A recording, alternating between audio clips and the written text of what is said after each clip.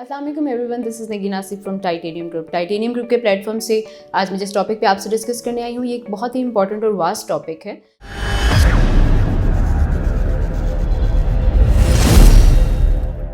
That where to invest in DHA, that you should invest in DHA Multan, Gujranwala, Quetta, Bahawalpur और पेशावर।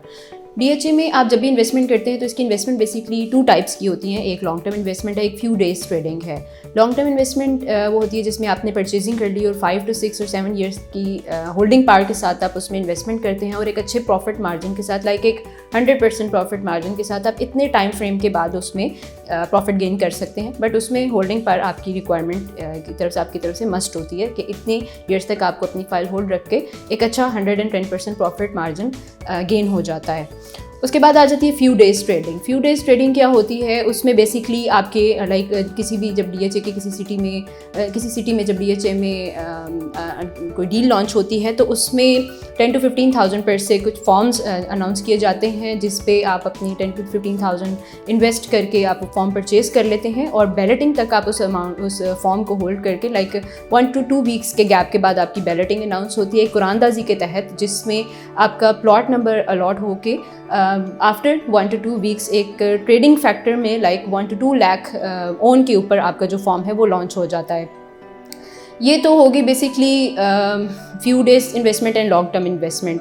अब हम अगर इसकी हिस्ट्री की तरफ थोड़ा सा DHA की तरफ देखते जाएं तो जैसे कि आपको पता है कि DHA मुल्तान में 2017 में डील लॉन्च हुई, DHA गुजरांवाला में 2018 में हुई और DHA बहावलपुर में भी रिसेंटली 15 नवंबर को उसकी क्लोजिंग की गई है जो फॉर्म्स परचेजिंग की, और अब उसकी जो पैलेटेड है उसकी अनाउंसमेंट के लिए वेटिंग है। तो कमिंग सून कैटेगरी में अगर आप देखें तो फैसलाबाद के जो प्रोजेक्ट है वो कमिंग सून कैटेगरी में आ रहा है।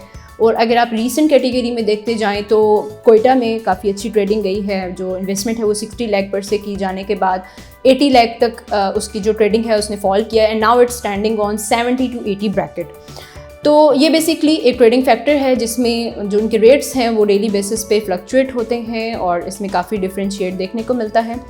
और साथ ही साथ अगर हम इसमें थोड़ा सा डिस्कशन करते जाएं, मोस्टली लोगों को कन्फ्यूजन होती है लोकेशन फाइल के ऊपर एंड लोकेशन आपके बैलेट के ऊपर एंड प्लॉट नंबर बैलेट के ऊपर। लाइक लोकेशन बैलेट क्या होता है और प्लॉट नंबर बैलेट क्या होता है, नंबर्स की बैलेटिंग में क्या डिफरेंस है।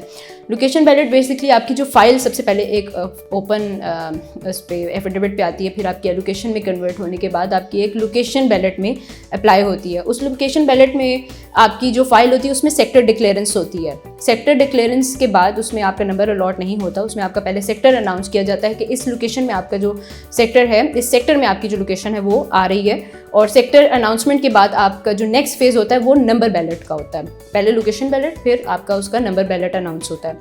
तो ये एक ट्रेडिंग फैक्टर है, एक प्रोसीजर है जो DHA में डिफरेंट आप जब भी इन्वेस्टमेंट करते हैं तो उससे आपको गुजरना पड़ता है।